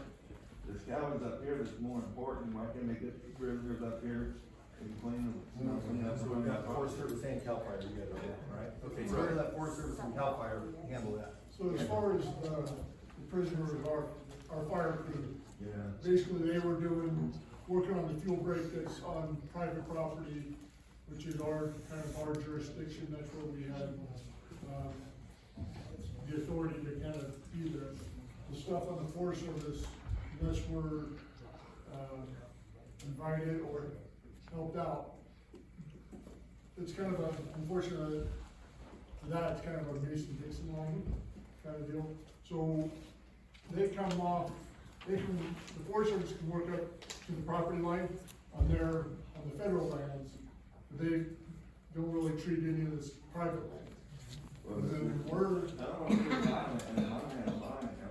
Right, well, I'm just saying, so that piece behind, that's why we can't bring our fire crews in and to work on that. I mean, there's roads going up there, you know, so. There's a fire road up there that we just tunnel on, you know, but what I'm saying is, around the community, if we had a fire break around it, then that would help if we had. Right, and that's exactly what we're working for. The Posey DMP that we're proposing, we are working with the Forest Service, and it's including some of that area as well. They're working on it through their NEPA. It's gonna be one big project that's gonna cover this whole entire. So that would be up there by our cabins and. It's not exactly sure what, but it's gonna go pick up some of these additional cabins, to the north. He's got a dead tree by his house, and it falls, and then right on top of his house. It's on the Okay, so just to clarify so we're talking about CAL FIRE has a, master stewardship agreement with the Forest Service, so they're able to do some projects, they go in, they get funding, and they come in and do some of these types of projects. And so there are some that have been going on. You mentioned the Mountain Home, the people from Mountain Home coming up, and so they are a part of it, that they will bring them in to work as crews. In fact, I came up with several of the CAL FIRE people, several months ago. We came up and watched some of the work they were doing right up in here to try to get this canyon cleared and get some of that ready. So that is one of those things that they need to target, is that community, and I think a follow-up with Forest Service, since it is Forest Service property, just continue to call, specifically say, we have an issue here, and maybe we can get that elevated to where they put the importance, get some resources planned to get in that area, clean that up as well. It's cut the trees down and leave them right next to your property and get fire and everything. And we're trying, one of the things I was mentioning with the lobbying with this, the big picture, we're really trying, and I'm really trying to take it all the way up to Washington. I've been to Washington twice, talked to the USDA, talked to the Forest Service, talked to the Department of Interior, and every time it comes back to the resources. Right now with this particular administration, they're trying to shove more resources toward the Forest Service. There's a thing called the Great American Outdoors Act that's coming right now, that's pushing more money that direction. for these types of managements. And what I'm trying to argue for, I mean, I'm just a county supervisor, but I'm trying to argue for, that the Forest Service will be able to take the lead, to get that budget back up there, to get that work back up there, where they can do the planning, come back in and say, hey, CAL FIRE, can you help us here? Hey, county, can you help us here? And then, but have the Forest Service be the lead on it. That may be a little bit of a process, but that's what I don't understand that there's no houses right down there, there's houses over here. What's the difference? Yeah. Okay. I'll take a We'll have Denise take a step. I mean, you're kind of honing in on an issue that we've been working on for a long time, and not to throw you under the bus, Eric. Well, I was gonna answer as well. The Forest Service and the federal government is a little bit challenging to work with, and I don't know if is the monument right there too? I know the monument. Oh, monument goes all the way through here. Yeah, so trees on the giant sequoia monument, that's even harder. So I know when they went through for tree mortality, a lot was cut and dropped because there's nowhere to take the logs. So that's something else we're working on. The sawmill in Terravella is maxed out. The biomass plants are going away. So we're trying to globally try to increase places you can take those logs. When they come off of federal land, there's also additional restrictions on where those logs can go. They have to stay domestic, on and on and on and on. We have to have our property clean. I understand that, yeah. You guys should better have your property clean.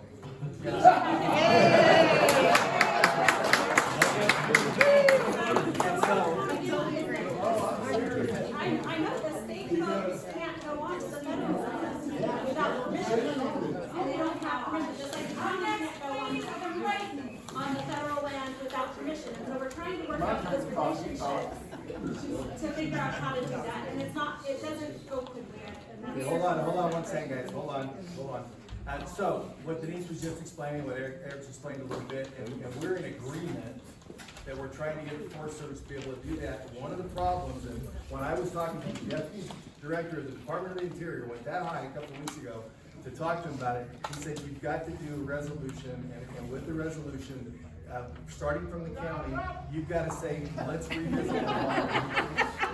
Because the monument is a real problem. Whenever it was established by Clinton, it was increased by Obama administration, and that made that monument huge. It's unprecedented that happened. Now you've got a monument, the monument plan actually does allow you to do some work in there, but a lot of people don't know that, and it's really hard to get to that point. Now, one of the things that they've done, this administration has just done, I'm talking about the Trump administration, they just said all of those trees have been cut and slashed and piled on these projects. They've done a categorical exclusion to say that to make it a lot easier to jump through that hoop of getting somebody in there and taking that out without going through all the red tape. That's one step. But my next question, my next ask was exactly like you're saying. You know, it's a federal lands. It's federal lands, it's a national monument, it's a national forest. So let's have them take the leadership. And I know CAL FIRE and the county, we can all combine resources, but we gotta have that leadership. So we agree with you. I think everybody up here agrees with you. Yes, ma'am. Thank you. Okay, first I wanna thank our road guys for our snow plows. Our guys are great, your guys do the snow plow every year. I think a lot of us feel like that's the only service we get. You do a great job. Tony, did you hear that?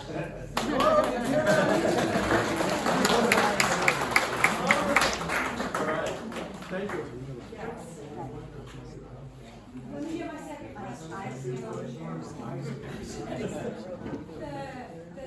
The dump, does all of Tulare County, every homeowner in the valley, do they have to pay out of their pocket every time they have their trash picked? Yes. Yeah, they do. So they pay monthly? Yes. Right, so right now, it's a bill that goes directly to everybody. It's been on the table today, after property taxes. I don't think we probably won't. I don't think there's the support for it. Are they billed? Oh, I'm sorry, Denise is correcting me. There's a place at Kennedy Meadows. On Kennedy Meadows, it is property tax. So in Kennedy Meadows, there's just a dumpster, and so all of the parcels in Kennedy Meadows pay a fee on their tax roll that pays for that dumpster because there's no charge at the dumpster. But everybody else either pays at the landfill, pays at the transfer station, or pays a monthly bill for their trash. Too? Yes. Yes. It's not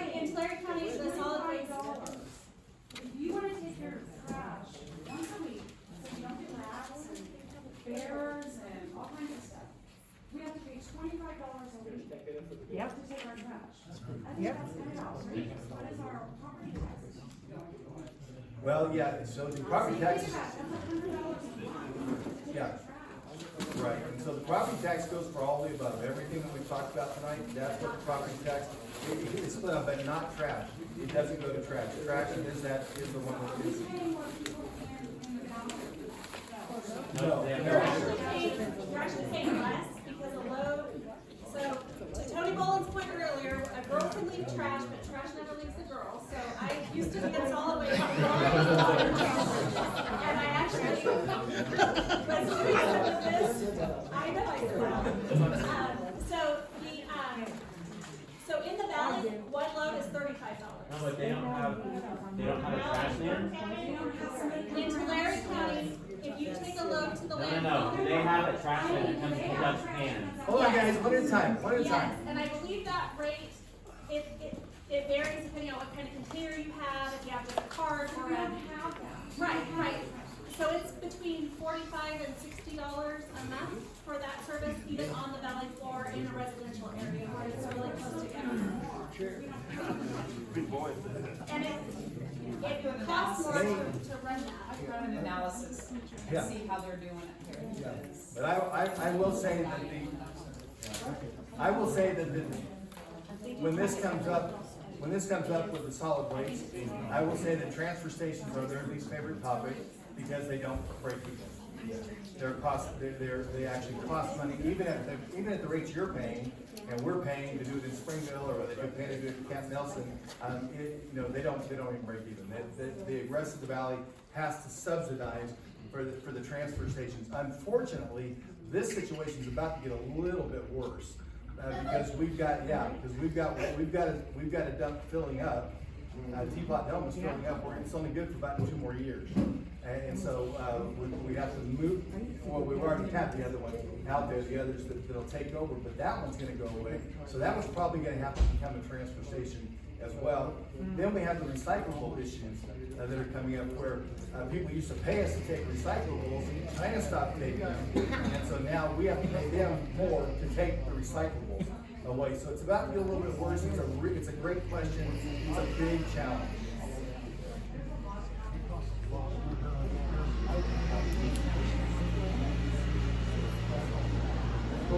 It is possible, this may not be something you want to hear, it is possible to form assessment districts within your communities if you really wanted a different service, to form assessment districts to do something a little different. So that's a possibility. But you're talking about cost, it's not really it's not my favorite thing to do, I'm sure it wouldn't be your favorite thing to do, but it is one of those possibilities. Other than that, it's a cost base, and so when you have the transfer stations that are up in the mountain communities, it is a higher cost to dump there, because that then has to be taken and then put into a dump, and all those fees have to be paid, so you're adding that transfer on top of it. So unfortunately, that's the bottom line to it. But it's a great point, it's a point well taken. And this lady had a question, right? I was just gonna say whether Dutch is talking Kern County, but there is a land use fee in Kern County. Oh, The okay. residents do pay on their land use fee and their taxes, so we expect to do that. I don't know if you heard that, but in Kern County, there is a fee that's on the property taxes. It has been floated in Tulare County, to do that. People hate to put another one of those line items on your property taxes. So if you did that, what it would be is be mandatory trash collection, and it would be a fee that was on there. It's like another tax. I don't think many people are gonna go that direction, but yes, sir, you've been waiting. We have a problem in Panorama Heights on the short-term rental property. Yeah. Somebody comes in and rents a house for over the weekend or 5 days. And, my understanding is Panorama Heights is zoned ag, and there can't be any commercial. A1, it's still A1? Yeah. Is what It's he's saying. A1, and there can't be any commercial businesses run out of an A1 community. Is that true? I'm gonna check into to that. I thought you were gonna go to just complaints about the Airbnbs or the short-term rentals. Tulare County has put together, there's a whole group of ordinances that are found all throughout the Tulare County ordinance. And what we did about a year ago, RMA brought forward a short-term rental ordinance. We looked at it, we had quite a bit of input, as you might imagine, on short-term rentals, both positive and negative. And so they went back for a rework, and about that time is when the whole COVID hit and it got kind of pushed to the back. So it's gonna be rearing its head again before long, a short-term rental ordinance. What it will do is it'll codify all those little pieces of ordinances, it'll put them all together in one place. But the specific that you asked about whether it can take place if Panorama Heights is Zone A1, I'm not sure. Mike, do you know? Yeah, well, when they establish that new ordinance, that'll be part of that ordinance, it'll make that, or that allowance, if that's what they're gonna do. Can we deny short-term? You can have a voice against it, yes. Yeah. They'll send out mailers and you can respond to that type of thing. So the ordinance will. Can our association, we have an association, can our association prohibit members from having short-term rentals? I think is what you're asking. You said a homeowners association? You're talking about a homeowners association? Yes. That's very difficult, and that becomes civil in itself. Okay, so that's a whole different question. Right, that becomes civil in itself. Oh, lawyer? And trying to make you, I can tell you this, that you need to make sure that all those rules are extremely up to date. Because if they're not, it's not worth the paper it's written on. Or the money it costs. So, and then just a overarching again, so when the short-term ordinance does kick in, it will be for the whole county, but it will have some specifics about what zones they can be in. And you have a voice, right now, you can submit, to the Board of Supervisors, you can submit comments. You can do it from the website, you can send them to my email, and I'll make sure to get them lodged. My cards are back there on the table. Anyway, and you can lodge as many of those voices about it. We had a lot of people, for whatever reason, Three Rivers was really big on the short-term rentals. I guess a lot of people going up into the park, and so they have a lot there. And so whenever we were going through the ordinance, theirs was the biggest voice at the time. But since then, a lot of people in the Springville area I've heard from. And so now we're hearing from here, so definitely give us your comments on it. So do we need to make that part of our policy and procedure in our? The HOA, look at that, like Mike was saying, look at that legally, because that's a big legal issue there. If you deny somebody within the HOA what is available outside of it, you might have a legal issue. I'm not a lawyer, but you do need to check with an attorney on this HOA specifics. I thought the 30-day would be a problem, but the short-term 3 to 5 days, you could, not have that capability within the association. Yeah, that's definitely an attorney question there. Okay, but I'm gonna get the lady in the back there and waiting patiently. I just want clarification. From the county standpoint, right now, there is no regulation on it, or there's no? There's lots of regulations, they're found in various pieces of the I know, I ordinance. tried to find it, I can't. That's why the short-term rental ordinance, because it's become a thing, bed and breakfast have really become a thing. And so, the county is trying to codify that. But you don't know when that'll happen. Well, it's already been brought forward, working on amendments now. I think I asked and it was going to be, we're probably right at the end of the year, I think. It's close. Yeah, I think we're in the next couple of months to the end of the year to hear it again. Now, that's to hear it, we have to approve it, so we gotta hear it, and so that leaves you time to have any input that you would like on it. Is he or you our contact person regarding that? That would be the planning department with the resource management agency. I can give you my card. Yeah, Mike, It's in the brochures, Mike too. does code enforcement, in the brochures. but he also obviously knows the codes. Let's get this lady's questions back. We have- Hi, my name's Carla, and I got a guy that moved in, and then he bought another property, and now he's renting the property, but they're coming in my property to get into their property, and then they're shooting guns at night. They're doing fire right there on my property, a fire pit, and I don't know what to do about it. Okay, I told him to come and see me, and he wouldn't do it. Well, what I'm gonna ask is that you get with Cliff after this meeting, because there's a lot of things that are unanswered just in your question when it comes to boundary lines, civil, issues versus criminal. You know, being up in the country, me and my brother shot all day long and into the night. So, you know, we gotta make sure that if he's on his property, he can shoot. He's not But he has to be well, hold on, hear me out. So he has to be within a certain, 100 feet of a residence. 150.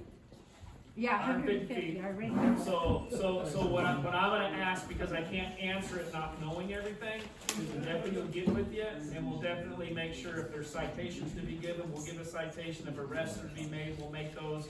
We wanna make sure that we look out for their constitutional rights as well. So we gotta hear both sides. So when it's over, the deputy will get with you and make sure that we try to resolve it. It's not the homeowners, it's the renters that go on the weekends. Well, then that opens up even a better door for enforcement for the deputy when it comes to contacting the owner of the home in the enforcement of maybe even what that renter doesn't understand what's happening on the property. So that's exactly what we do. We handle civil issues as well as criminal. We gotta look out for both sides. We gotta hear their side too. So the deputy will get with you right after this. And I think that's something we can easily fix. Just hearing your first face value story. Yeah, because I don't want to be liability if they fall on my property. You know, what am I gonna do?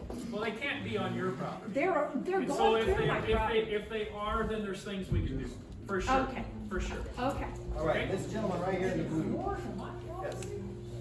This question is for, Sheriff Wayne and, Linda, raise your hand all the way, then we're gonna call on you. Another 10 minutes. I can hear you. I can hear you. We're aware of the fact that we have minimal availability of, law enforcement patrol because of the budgets and all the things that go with it. A suggestion I might have, and I don't know if it's even feasible at this point, but we have a county dump that sits up here. And my thought would be to possibly put a trailer on that county dump and a sign out front that says Sheriff Substation. What we've done now is we've caused some increase in ability to see that there's somebody gonna be here sometime, maybe all the time, maybe never. But the point is that there's something there that's kind of a visual that gives those folks that are coming from the city up here and busting into our post office 3 times this year already. Doing a lot of things, stealing stuff off our property, trespassing. We have a trespass right now that's sitting just down the street from us. So that's just a suggestion. I don't know if it's feasible. I have 2 suggestions. Okay. So, and I'm glad that we have a large grouping here, but I'll get to the second portion, let me hit the first one. Cliff is actually asked to try and find a place on this side of the mountain that he can call his substation, so that he can come over here and land. I can tell you that he was here 20 days out of 30 days of the last month, we know, because we have GPS tracking on his car. So we know he's here, I mean, he's here. You know, the hard part is as much, to Sarge's comment, you know, we can't be everywhere all the time. And so I think visibility and notice is incredibly important, and I think if we had a place we could call the sheriff's substation, with maybe a hard line where someone on the outside can hit a number and it goes to our dispatch center, maybe. How about this building? Well, Post this is kind of tucked away, but it's just something to work on. But here's my other point. We have what's called VIPs or volunteers in patrol. And we would ask that anyone in this room would sign up to become a volunteer. We give you uniforms, we give you a patrol car. That volunteer patrol car looks like a patrol car. And it's up here, it's seen. And they drive around, they patrol. You go to training, you go to radio training, you go to dispatch training, you learn what it means to take those civilian type calls. And anyone in this room can become a VIP civilian volunteer that would work in partnership with Cliff. And I think that would give you that increased level of visibility. Cliff's over here a lot, quite frankly, but we can't be here 24 hours. There's no way I can promise you that. But anyone in the room that wants to become a VIP, We can have a car that'll sit outside anywhere you want that says sheriff on the side, but it's a VIP out of service type of car. But you can go and patrol, you can patrol cabins, you can dispatch, you can contact Cliff via radio and say, hey, we got a suspicious car over here. Or even you can call in and say, hey, you know, Tony would be perfect VIP. It'll never happen in God's green earth. You can call in those 4 motorcycles. Yeah. Cliff says if you become a VIP, he retires. But this is what I suggest. We do this in all of our communities. You know, quite frankly, we have the community of Terabella. We go when we're dispatched. But we have volunteers there. And they drive around in a patrol car and call them suspicious activity that maybe someone else may not see. I would offer up that anyone in the room become a VIP volunteer patrol. Sure. Do they have to live up here, or can they? So we have 3 that are volunteering already in the wings, right? Okay, so we're gonna get a patrol car up here. This is stuff Cliff and I have talked about over the last 3 months, about increasing the visibility on this side of the mountain. Sorry. Like, can I live in Kern County because I own a cabin up here? Can I volunteer because I don't live up here? You can always volunteer. You can always volunteer, and you can park your car right where Donnie Youngblood can see it. That's the sheriff of Kern County, by the way. I was on a Zoom call with him today, giving him a hard time. He's a good man. He cares about Kern County as much as I care about Tulare. So you can easily become a volunteer. Okay, I was just checking. All right, let's go to this lady right here in the purple, been waiting patiently. This is a question for Rose, and you probably won't be able to answer it off the top of your head because it's very specific. Okay. I live on Devil's Bend, which is in Panorama Heights. It's a community road. I know that they pay to get the roads plowed in there, but they've told me that the county or whatever they pay won't plow it, and I'm wondering what the reason is why they won't plow it. We won't allow it? Yeah, I'm the secretary, I can answer this question, I'm the secretary of the Okay, association. all right. We contract with the county, All right. and the county comes and closes our community roads inside Panorama Heights, Right. okay? But there are certain roads in there that the snowplow either can't turn around, or it's not wide enough, or it's too steep, or it's too whatever. But for years, that road was plowed every Let her speak, will you? She's got some good information. And so they So many tell times. us what they will plow. We have no control as the association, and Greg Bouchiers has worked for years with these guys, and sometimes they'll back halfway up a road, and they try to work with us as much as they can, but they have told us there's certain roads they won't plow for their safety concerns. Or because they're afraid they'll get stuck or whatever. So, now as far as the why and all that, if you wanna address that, that's fine, but that's where we're at. That's why we only get certain roads plowed. Devil's Bend is basically a dead end. They get down there, what do they do? Next question, could it be because the association put a gate in the way so We that didn't they put can't that turn gate there. around? Yeah, Craig That- put that in, That's and the other lady promised said that's she the put gate in a tunnel between the there. two associations. Okay, it's a mutual gate between the two associations. Well, she said that she called them that it was our association, the lady that lives there. Okay, well, even if that gate wasn't there, the snowplow ain't gonna go down there. And how did they do it for years before we moved there? What's that? They did it for several years before we moved there. How come they could do it then and not now? When we got down, and I can answer that, because about 8-10 years ago or whatever, we got a new person that was supervising the plowing of the roads, and whoever that supervisor is, makes different safety decisions than the previous guy. Sherry. In the office, why do they won't plow that road? We can't use our home. Sure, you can call them, Greg can give you the number. Okay, I'm gonna let you, I have Tony Bowen here, and he oversees the plowing with Carl Nolan, and that, I think they can answer your questions there. All right? He's right there. I'm right in back of you. Behind you. Right in back of you. The specific road you're talking about, I don't know. I can tell you that Carl is the assistant superintendent for road district number 5 in Terabella. Terabella's who takes care of your snowplow up here, okay? Carl has personally been up here when they are plowing snow, witnessed that. I've been up here and evaluated the roads with our former superintendent who just retired this year, Richard Bratcher. And Richard and I drove the roads in Panorama Heights and Panorama Park, and we determined what we could and what we could not plow. We actually added a section of road. As you come in, you go up this way, I don't know the name of the road. We go up this way, but there's only so far we can go because there's a big gigantic tree in the way.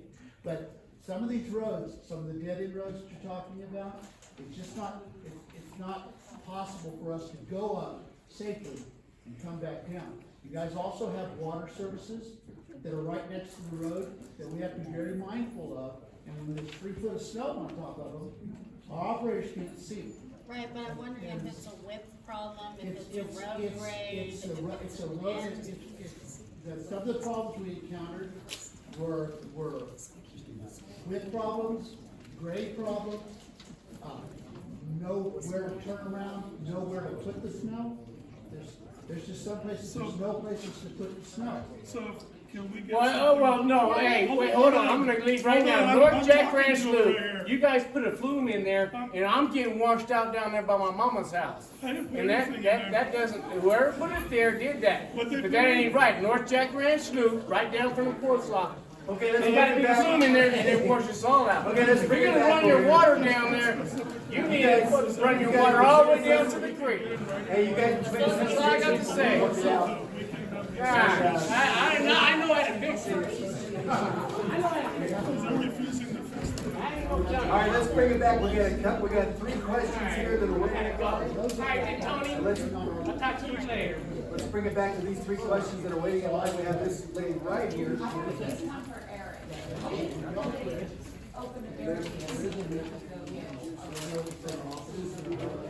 Which barricade? One for the fire closure? That's being evaluated day by day, because we still have a lot of fire moving. We did just about a week. Hey guys, if you wanna, hold on a second. If you wanna listen out, if you wanna stop the talking for just a minute so everybody can hear, we're gonna take 3 more questions, we'll close, and then we'll mingle, and you can talk to us as long as it takes. We've got the 3 lined up already, all right? So we can do more, but it looks like people are leaving. Let's do 3 more questions, we've already got them lined up, and then whoever else wants a question, as we're leaving and letting people go, you can still come and approach the person that you need to talk to. Plus, I'll just take this opportunity real quickly to say, if you ever need anything, you don't have to wait for a town hall to contact the board, okay? Because if you call 636-5000, it goes to our board reps, they're gonna get it to me because I'm the District 5 supervisor. And then I can get it to the different departments that are in the county. Okay, we talked about, we also have Forest Service, we also have CAL FIRE, the agencies that are here as well. So you've got other ones, but you can contact at my email or at that number anytime. And I'll always get through with any kind of concerns that we can follow up on. So please, you don't have to wait for an annual town hall to do it. So please feel free to do that. We're going to go ahead and let Eric continue to answer this question. We got 2 more that are lined up, and it will probably break there, and so we can talk the rest of the way. So Eric, go ahead. Okay. We have been shrinking the closure area as we've been getting more control over the fire. The Kern River Ranger District is open, and so is the New Lake District, and we've opened up quite a bit of the western divide on the southern end of the fire. We're reviewing it day by day, week by week, and we will be opening more and more areas, but there are areas open right now we can go to. I would have to take another look at the closure map.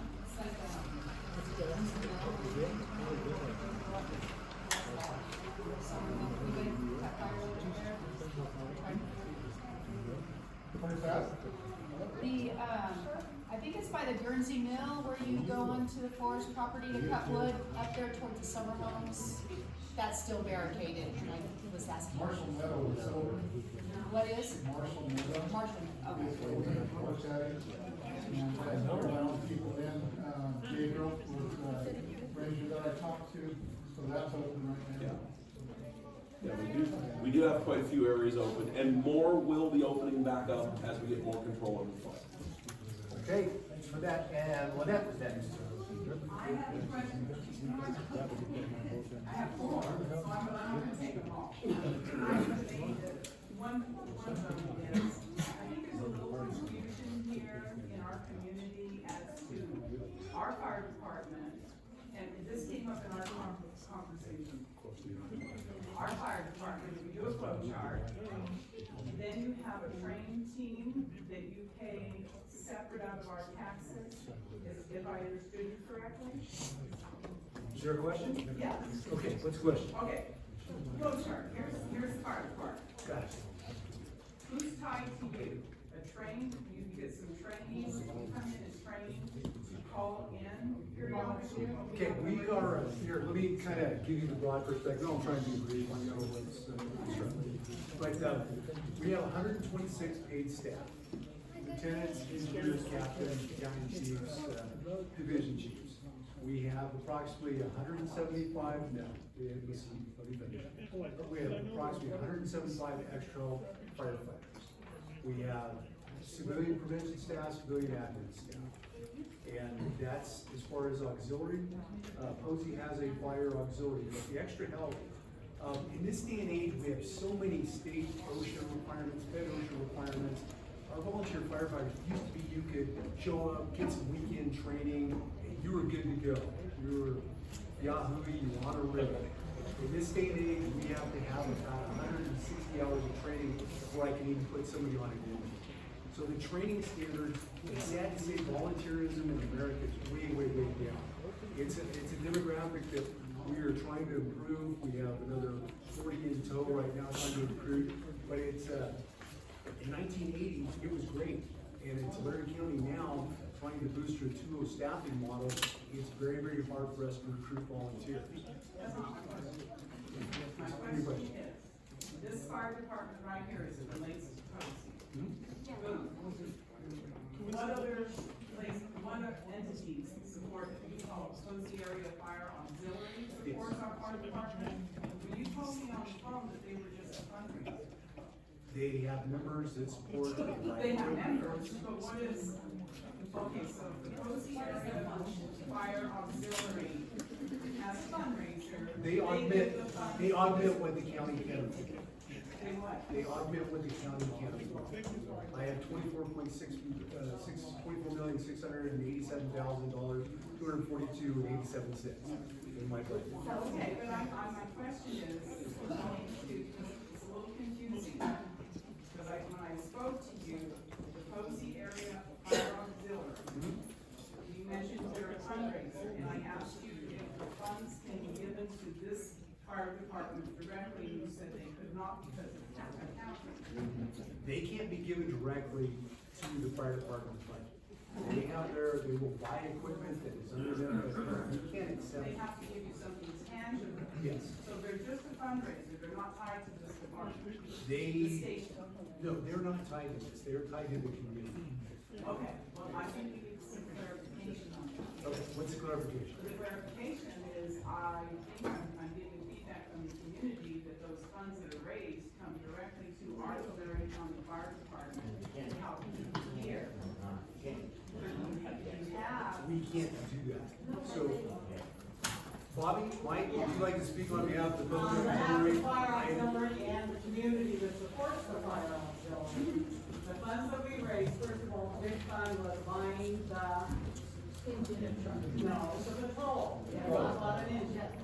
We're working on it. Well, but that was supposed to stay here. And it can't stay here. It was. It went because there was an emergency, this large fire. They needed the They patrol. needed the patrol, but there were still people here. No, but we donated to that and opened our vaults up. That was the key here, and it is, it's a state, no, Bobby, it goes away and. Who owns it? Who owns it? Fire department. They gave me to Tulare County, and that was misrepresented. No, it was not. It was explained at every meeting, which you never come to. No, I heard it explained Hey guys, let's, hey, we're gonna wrap, if the gentleman's still here that has a question, wheelchair, green mask. He's coming, he's coming. We'll let you guys hash those issues out, but this gentleman. Get up here so we can hear you, bud. Let's listen up for one more question, guys. I said I could have waited till the end, but I'm just curious on Sugarloaf Mountain Park and the OHV use, is that open, where was that at? Tell us about that one.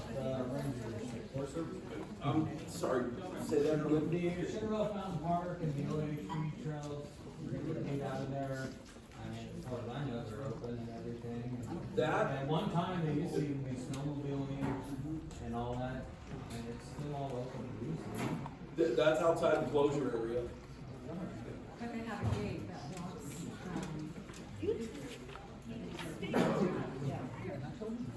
The gates are unlocked. Everything south of Johnsonville this way, they opened up 2 weeks ago Yeah. Wednesday. We've been opening all that up. So it took these guys time, it took them time to get out there to unlock Oh, those. I understand. So they're It's not open. that's not a Forest Service gate they have it on private gate, not a Forest Service. And I'm wondering if that's what he was referring to, that's why I came over here today. Which one was that on? Going up to Sugarloaf Mountain. Because there's Sugarloaf, the Sugarloaf Village, Sugarloaf Sawmill, Sugarloaf Mountain Park, and then you go on up to the winter sports, Sugarloaf Winter Sports Trailhead. Those gates are now open. If you stay on the county road, those gates are open. But no, I thought you said Sugarloaf Mountain Park, and that gate is open. Well, I am concerned about all those gates up there. Yeah, yeah. I just enjoy the skis. Okay, with that, let's go ahead and wrap it. Thank you all so much for coming. You can still hang out and talk as things clean up, but we're gonna wrap it up. I see a bunch of hands still, but let's stop now. And thank you all for coming.